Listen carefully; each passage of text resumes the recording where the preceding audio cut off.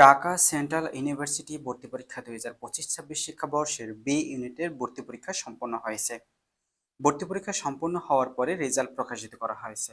তবে রেজাল্ট ভিত্তিক merit position অনুযায়ী তোমাদের কে কোন সাবজেক্ট পেতে পারে, অর্থাৎ 60টি কলেজ থেকে তোমাদের টপ লেভেল সাবজেক্ট পেতে তোমাদের মেরিট পজিশন কত লাগবে এবং তোমাদের সাধারণভাবে তোমাদের যে কোনো কলেজ থেকে তোমাদের লাস্ট কত মেরিট থাকলে তুমি একটি সাবজেক্ট পেতে পারো সেই সংক্রান্ত বিস্তারিত এবং তোমাদের কাট মার্কস কত হতে পারে সেই নিয়েও বিস্তারিত আলোচনা করব।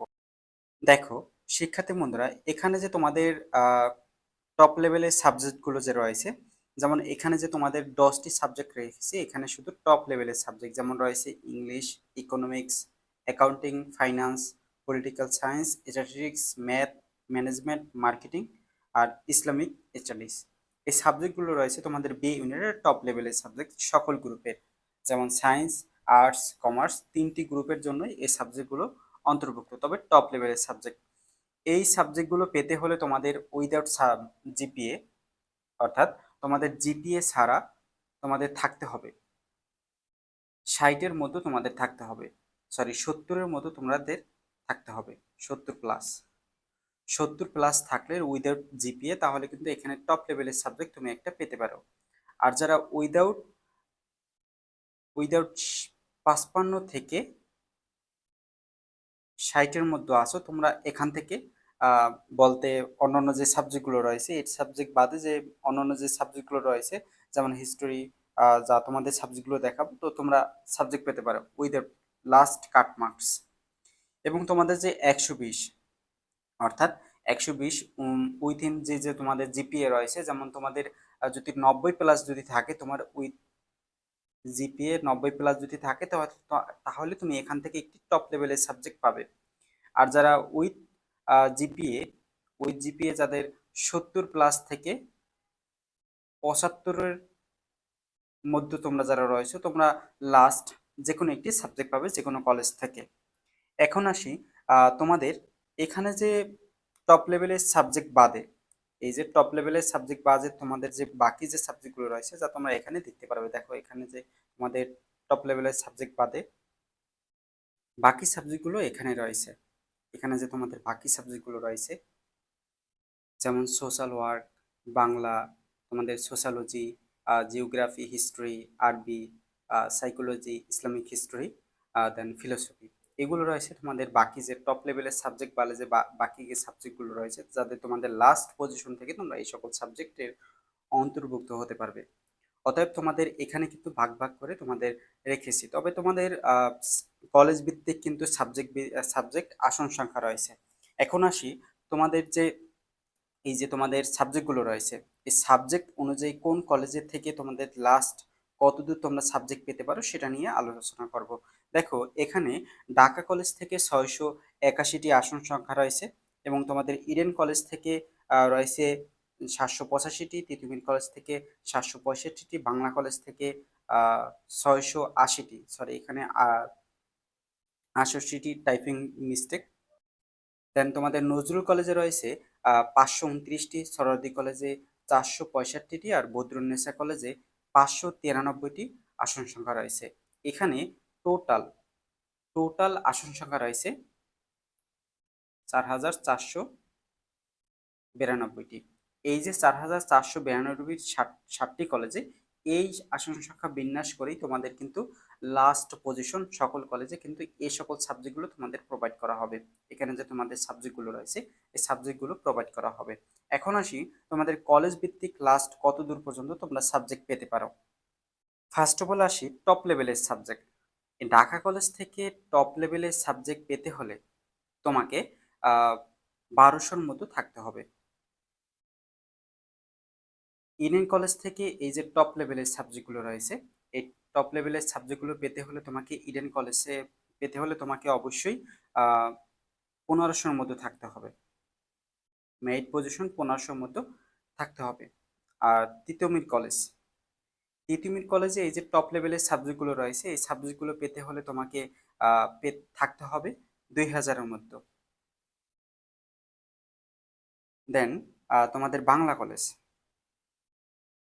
কলেজ আসন সংখ্যা 680টি। এই সাবজেক্টগুলো পেতে হলে তোমাকে অবশ্যই 2200-র মধ্যে থাকতে হবে মেরিট পজিশন। বাংলা কলেজে যদি তুমি এই টপ লেভেলের সাবজেক্টগুলো পেতে পেতে পারো। অতএব তোমাদের এই টপ লেভেলের সাবজেক্ট সকল কলেজে কিন্তু নেই। কিছু কিছু কলেজে আছে, কিছু কিছু কলেজে নাই। দেন তোমাদের এখানে রয়েছে নজরুল কলেজ। নজরুল কলেজে যে তোমাদের টপ লেভেলে যে যে সকল টপ লেভেলের সাবজেক্ট রয়েছে নজরুল কলেজে, এ সকল সাবজেক্ট পেতে হলে তোমাকে 3200-র মধ্যে থাকতে হবে।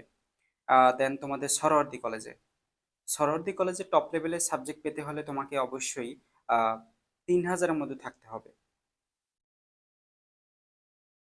সরোয়ার্দী কলেজে 3000-এর মধ্যে থাকতে হবে। দেন তোমাদের বদরুন্নেসা কলেজে যদি তুমি একটি টপ লেভেলের সাবজেক্ট পেতে চাও বা ভর্তি হতে চাও, তাহলে তোমাকে 3500-র মধ্যে থাকতে হবে। এখানে এই যে টপ লেভেলের সাবজেক্টগুলো রয়েছে, এ সকল সাবজেক্ট পেতে হলে তোমাকে এ সকল লাস্ট 3500-র মধ্যে যদি তুমি থাকতে পারো, যে কোনো কলেজ থেকে তুমি একটি টপ সাবজেক্ট পাবে। এখন এখানে যে টপ সাবজেক্টগুলো রয়েছে এই সাবজেক্ট কিন্তু সকল কলেজে নেই, কিছু কলেজে আছে, কিছু কলেজে নেই।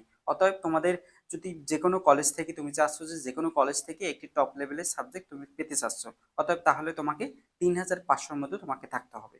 3500-র মধ্যে যদি তুমি থাকো, তাহলে তুমি একটি টপ লেভেলে সাবজেক্ট পাবে। দেন এখন আসি তোমাদের লাস্ট পজিশন। অনেক শিক্ষার্থীরা রয়েছে তোমাদের 6000, 7000 বা 8000-এর মধ্যে তোমরা যারা রয়েছে, তোমরা কি সাবজেক্ট পেতে পারোনি কিনা, এটা নিয়ে কিন্তু অনেক প্রশ্ন রয়েছে।